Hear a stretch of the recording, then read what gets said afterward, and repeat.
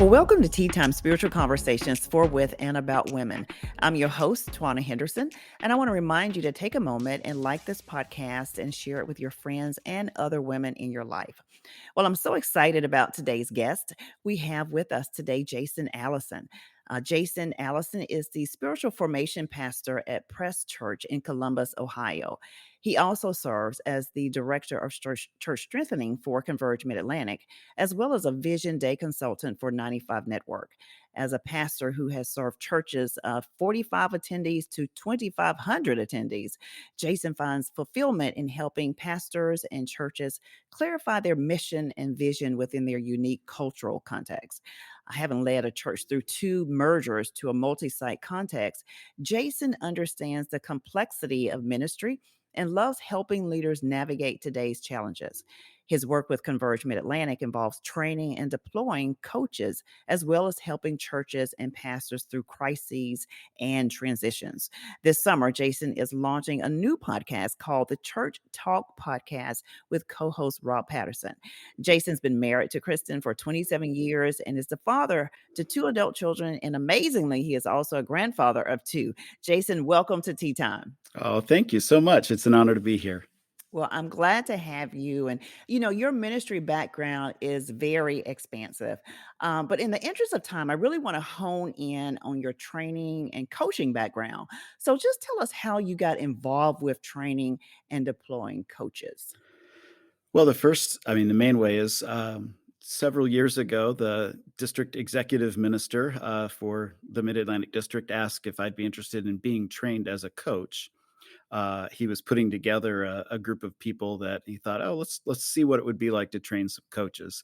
And so I said, sure, and we went through this pretty extensive training. And by the end of it, all 12 of us, there were 12 of us at the time, had gone through. And at the end of it, the guy who was doing the training asked me if I would be interested in possibly being the coordinator for all of the coaches just for our district, like, just keep things organized and running. And in the process, he said it would be really great if I could train you to be a trainer in the same system. And so, I said, well, I'm willing to give it a shot. This is kind of new to me, learning this stuff. And so I thought, well, let's go for it. And the district executive minister kind of said the same thing. He was like, we really could use some help just getting this off the ground. We hadn't really done any real coaching within the district, other than every church planner had someone assigned to them who would be their coach, but none of the coaches had really received any training. So, Mhm. it was just one of those, well, you kind of did that once. Why don't you go help them?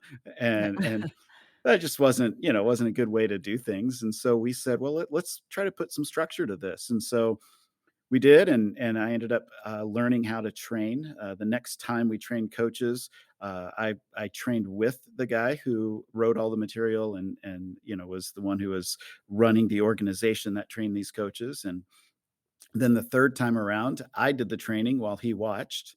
And then the fourth time around, just last year, I did it without him at all. So we kind of have grown into that process. And in that process too, I've now come on staff with the district as the director of church strengthening, but that entails overseeing all of our coaching and the training of coaches and among other things. Okay, okay. Well, let me ask you this. Is coaching different from mentoring or counseling? And if so, how? How is it different? Yeah, I think coaching it's very different because mentoring assumes that I'm an expert and I've got Mm, knowledge or experience that I have to share with you to make you better. mm, And counseling, it kind of assumes that I have some training to assess and to diagnose problems that you may be facing, and then I have the tools to give you to fix those. But coaching, it really focuses on coming alongside someone and helping them accomplish the goals and the vision that they have. It's not about telling someone what to do. It's really more about asking powerful questions, asking the person that you're coaching to help them discover and to clarify what they are trying to achieve, and then really walk with them as they set a course to get there. mm. A coach then on top of that holds a person accountable for, basically doing the things that they said they wanted to do. So Mhm. it's not that, they give them some assignment and then grade them. It's they sit with the person and walk with the person and say, "Okay, this is what you're saying you want to do. So let me help you get there." Mhm. I love that I had idea of coming alongside of the person and walking with them, which that whole dynamic is just really, I think, amazing. I know you said that you first went through training yourself. How do you think that coaching has impacted you and just your journey as a leader and as a Christ follower? Yeah. I mean, of course, growing up, I had athletic coaches, right? Baseball coaches, basketball coaches, all those things. And that was always I had some really, really good ones growing up. Mm. And so I was very blessed in that way. But that, once you get to be an adult, you kind of say, okay, now I'm supposed to be the one who knows everything and, does all this. And I reached a point several years ago where I realized in ministry, I was floundering a bit. I was not I just wasn't thriving the way I really thought I should be thriving in ministry. And I wasn't sure why. I wasn't, I was thought I was doing everything the way I was supposed to do it. And I ended up getting in touch with a coach, and I found a way to get one that was kind of outside of my normal group of people I knew, so that I could be honest and talk Yeah. about things. And so I ended up the person that ended up becoming my coach. His name was Dale Sellers, and he's now the executive director of 95 Network, of which I do some consulting with. So he's become a friend, but at the time he just came alongside me and he gave me some perspective. And to hear him tell the story, when he first met me, he really was afraid I was going to just go jump off a bridge, and he talked me off the ledge. I don't know if it was quite that bad, but it did feel, like I had reached the end of my rope. And in that process of coaching, what I received in that really was hope. I Mm, was given this idea that I just had forgotten that God is working, and mhm. that helped me understand. And then with that, I began finding ways I could coach, because it showed me that doing that can actually not only impact one person, but Mhm. then it impacts every person that person then impacts. And so it has this cascading effect where, now I'm learning what it is to coach leaders so that they can lead well. I don't have to be the one doing the leading. I'm the Yeah. one who helps make sure that the person leading really is ready to go and is healthy. Yeah, yeah, and hope, that's really the essence of the gospel, hope.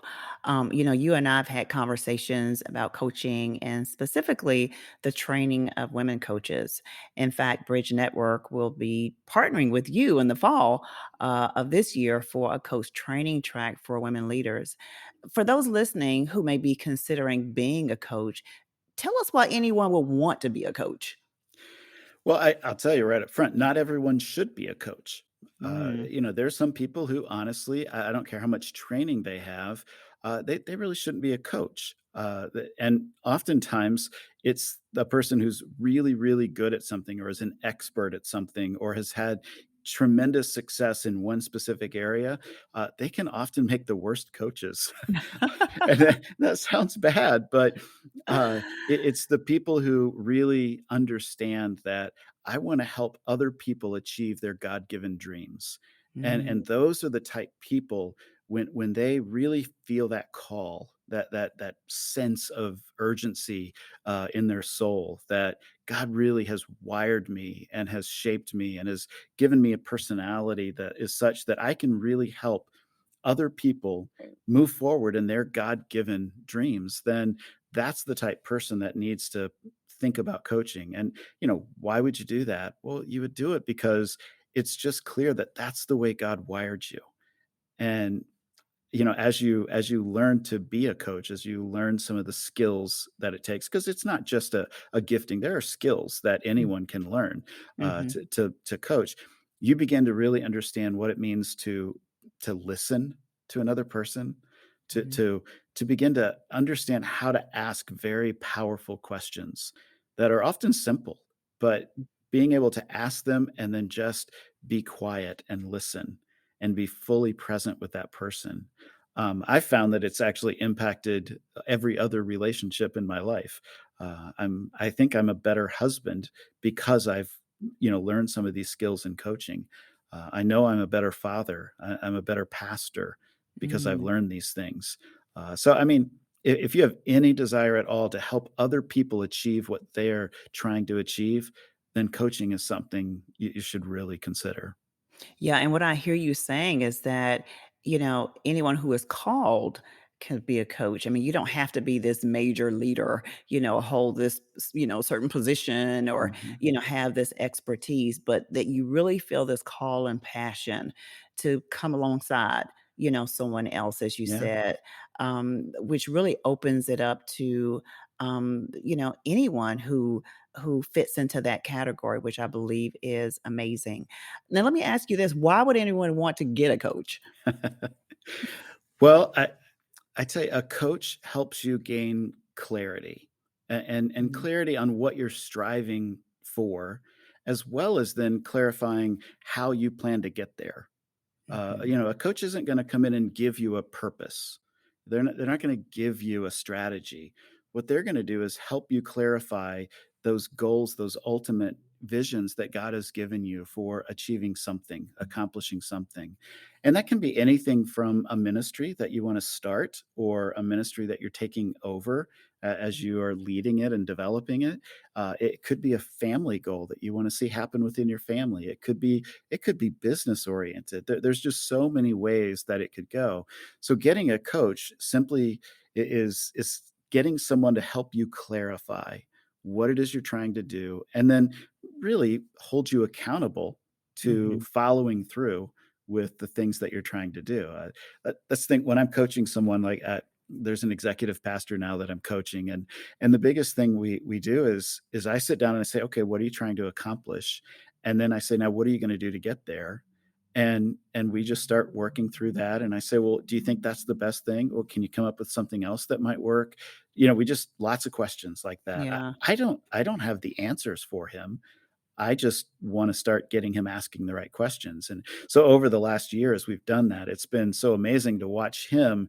He's now saying, "I'm learning how to coach the staff that's under me so that they then can begin to achieve their dreams and their goals for their departments, for their areas, for their ministries."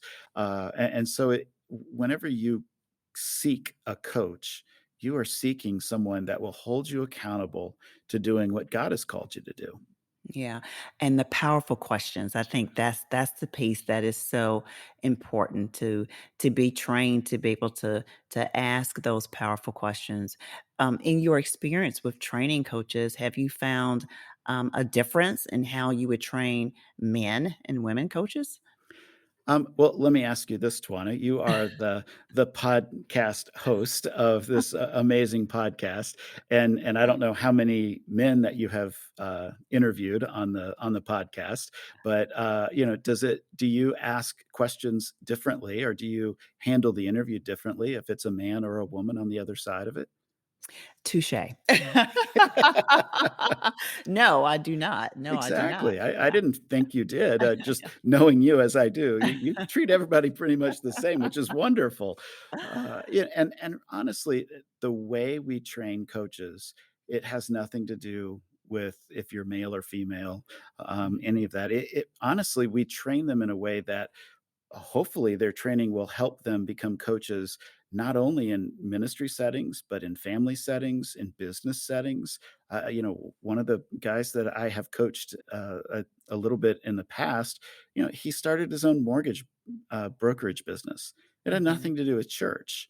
It Yeah. wasn't ministry. It was, but he needed someone to ask him some of these questions. Now, I know nothing about starting a brokerage, when it comes to the details, but I Right. do know what it is to start an organization and to structure things and to set things up in that way. And so I could at least start asking him questions. Um, yeah, in the last round of training that we did, I was we actually 6 of the 9 people that I trained last year, were women, and they were women, within our district, and they went through the exact same training that the men did.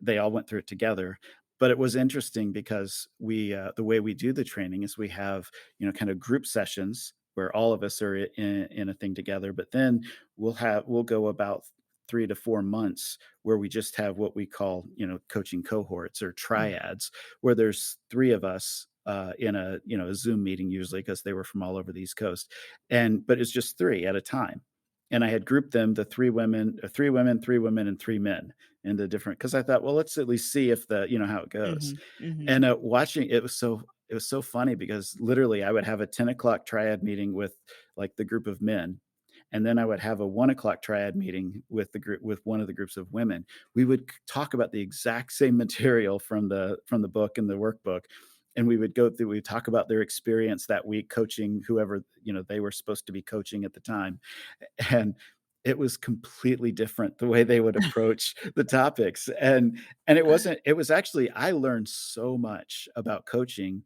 in training this group because I was able to see, wow, people approach this in different ways, yeah. and it's important that the principles that we teach, the skills and the micro skills that we teach as they, think about coaching, those things become solid no matter what context they're coaching in.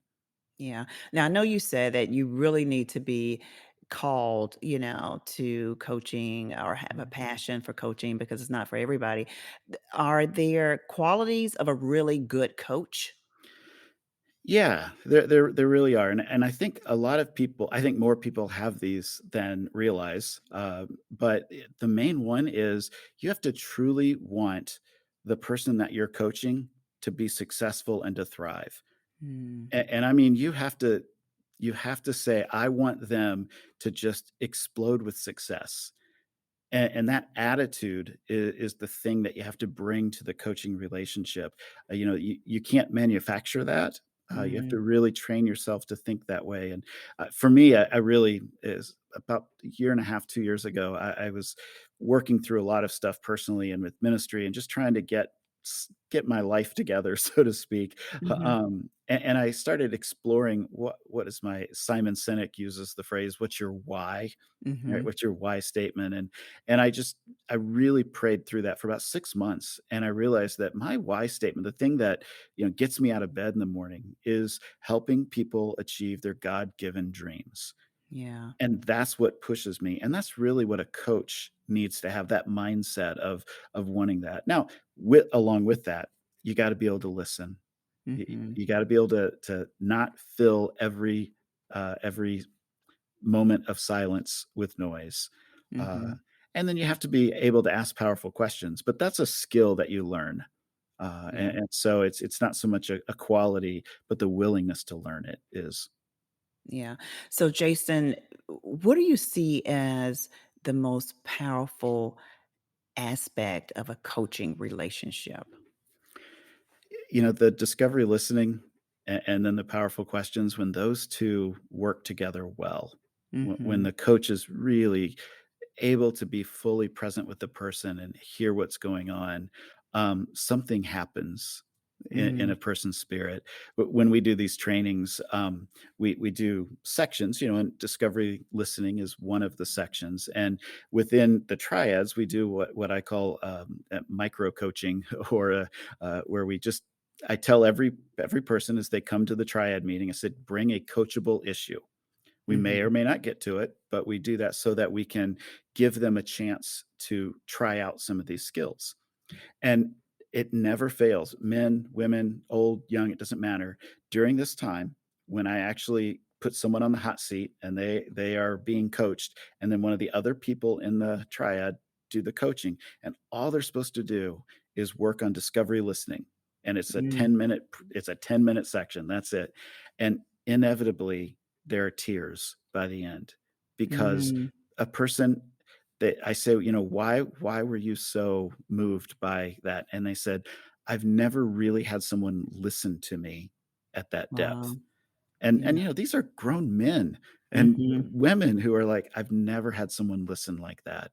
And that experience is one of those things where when you can be on either end of it, receiving it or giving it, it just blesses your soul like you wouldn't believe. Yeah. that whole concept of listening is sort of like being seen with our ears. Yes.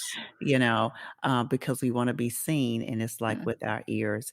And, oftentimes, we don't really think about um, coaching relationships as it relates to the Bible and scripture. Um, when we look through scripture, are there examples of coaching relationships in the Bible? I think there are some examples. Obviously, coaching wasn't a wasn't a word that was used in the original text. But if you just think very simply of Paul and Barnabas and Timothy, there right there are some examples of Paul coaching Timothy as he's trying to lead these churches. Barnabas coaching Paul when he first started into this ministry and this traveling around and stuff. And even in the Old Testament, you've got things like Jethro and Moses. Right? Mhm. Jethro came in and he asked Moses some pretty powerful questions, and then said, "Well, let me show you what you want to do versus what you're actually doing. There's a gap there. What Yeah. are you going to do to fix that?" So, I mean, I feel like all through Scripture there are examples of this type of ministry happening, even though we didn't necessarily call it coaching in the New Yeah. Testament. Right. Yeah. So, I know that I shared that Bridge Network is going to be partnering with you. Um, Tell us, what's next for you. I know you said that you've got a podcast. Tell us a little bit about that. Well, it's one of those things where I just feel like I've got some connections and people that if I could get those conversations into the ears of pastors and church leaders and all over, that it could bless them and they could Mhm. truly learn from it and hopefully grow in their ministry. And and so what I've done is I've just myself and Rob Patterson. Rob is my co-host. I think, yeah, Rob and Bethany. Yeah. Yeah. Yeah. Absolutely. And so we just said, what would it look like for us to have some conversations and just talk about church and the stuff that's going on in church, whether it's a contemporary story that is happening, a news article, or if it's some principles. And so we sat down and brainstormed. And so I said, let's just figure out what it'll take to get a podcast together that would actually be helpful. And it's not just going to add to the noise, but instead is actually very targeted to those people. And then help encourage them and challenge them. And so we've put it together and we've got all the stuff together and we've got 3 episodes recorded. We haven't released it yet. We're not publishing it until we get a few in the can so we can, make sure it's actually worth publishing. But right now, the 3 that we have are good, and we've got some guests already lined up, and I'm hoping to schedule with you at some point. Once we get all the kinks worked out, we'll have you on. I don't want to have you on until I know it's going to be good. Oh, well, I know it's gonna be good. And, I think it's so important to really focus on encouraging people in churches because, we've gone through a lot, over the Yeah, past couple of years. I mean, almost 3 years now. yeah. We've gone through a lot. And have you seen, that coaching has changed in terms of the focus, with people with the Yeah. particularly coming through a pandemic? Yeah, I think it has. I think it's changed in that people are less worried about specific areas of expertise. Mhm. And it kind of goes back to what you were saying just a minute ago. People want to be heard and seen, Yeah. right? They want to know that someone else knows they exist. Yeah. And for the last 2 years, it's been very difficult to find that. Yeah. And so people are discouraged. And so having someone to speak encouragement into your life really has been just a lifeline to a lot of people. And so that's really how I've seen it change. Is it's less about always being successful in this big, huge, flashy everything, and more about let me make sure that you are healthy spiritually, emotionally, even physically, because we've been so isolated for a while. Yeah. I can see how coaching is just extremely valuable, particularly just in this season, Mhm. how much it can be helpful to people. And as I said, we're going to be partnering for a coach training track specifically designed for women. For those who may be interested in this training or who would like more information, how can they get in contact with you? The easiest way is email me, Jason at convergemidatlantic.com. That's my it's my email address through the district here. That's and and they can reach out to you if for some reason they can't get through to me or something Yeah. weird happens. I know you've got my numbers, so Yeah. you can Absolutely. connect me that way. Yeah. This has been really great. And, I really hope and pray that it has just really sparked some things in some Mhm. people. I know there are probably women who are listening to this podcast and may have never considered being a coach, or who, after hearing it, may feel a tug in that direction. I want to ask you before we close if you can just pray for those who may be considering this call to coaching, as well as those who feel that they need to be coached. Mm. Yeah, I'd love to. Thank you.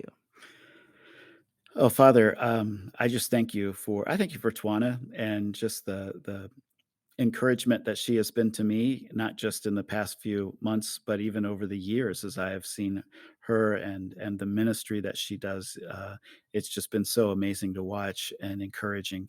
And God, I thank you for all of the women in the Bridge Network that honestly are just doing so many amazing things in your kingdom. God, that they are a blessing to everyone. And so, God, I pray for them. I pray protection around them because the ministry they do is so important that I'm sure they catch the eye of the enemy. And so I pray a hedge of protection around them as they do all types of leading in ministries all across the country. God, I pray that as some of them maybe have never even considered themselves as a coach, that they might see that this is an opportunity to use some of those God-given talents and skills and passions that that you've given them. God, I pray that those that maybe are struggling a little bit, but have been leery of reaching out, asking for a coach, that they would go ahead and step up and know that, eh, you know what, we all need it. Uh, Mhm. and God, you are the God who meets us where we're at. And so I pray that coaching would become one of those contact points where you touch the people who are really in need of help and need someone just to come alongside them and to walk with them. God, I pray your blessings on the Bridge Network. I pray that you would continue to use it to strengthen women, to strengthen the ministries that are represented by them. God, I thank you for your love and your grace. And it's in your name I pray. Amen. Amen. Well, Jason, thank you for your ministry, for your humility, and for your leadership. Um, it's been a pleasure having you, and I look forward to working with you this fall for Me sure. too. I can't wait. And to all of our listeners, I'm Twanna Henderson. I look forward to connecting with you the next time. Be blessed of the Lord.